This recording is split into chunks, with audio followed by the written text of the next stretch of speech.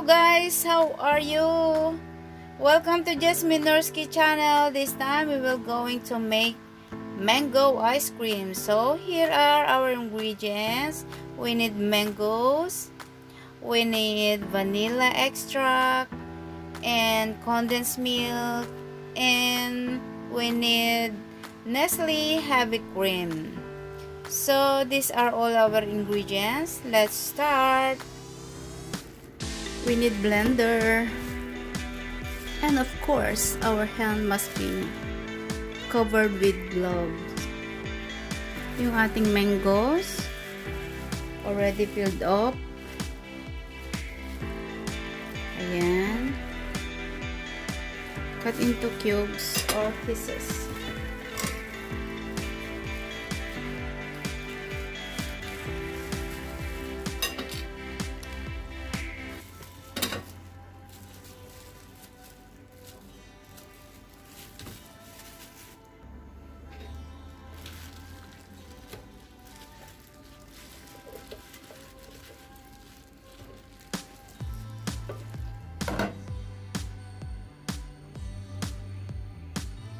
Ilagay po natin yung whole milk, 1 whole can.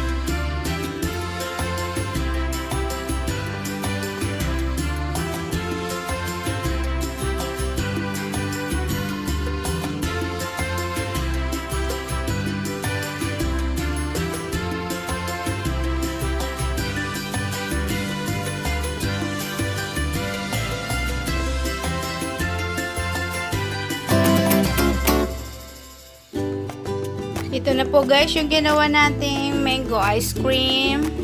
Ayan, I just take out from the fridge.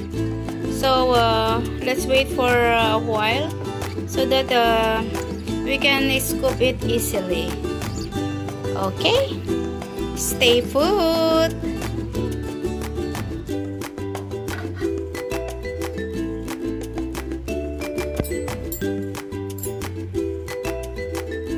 Hindi po ito itlog. It's a peach. Canned peach. Ayan.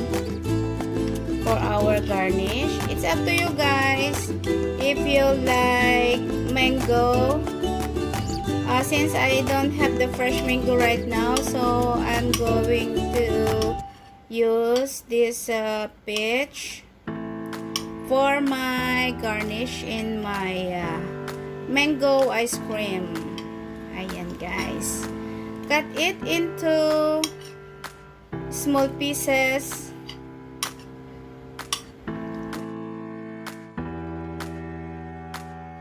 We need this. And our ice cream. I'm excited. My scoop is I don't have the other one, so I'll be using this. Wow! Perfect! Wow, look at that, guys! So yummy! It's a bit hard. So maybe next time. Ayan, guys. Wow, perfect!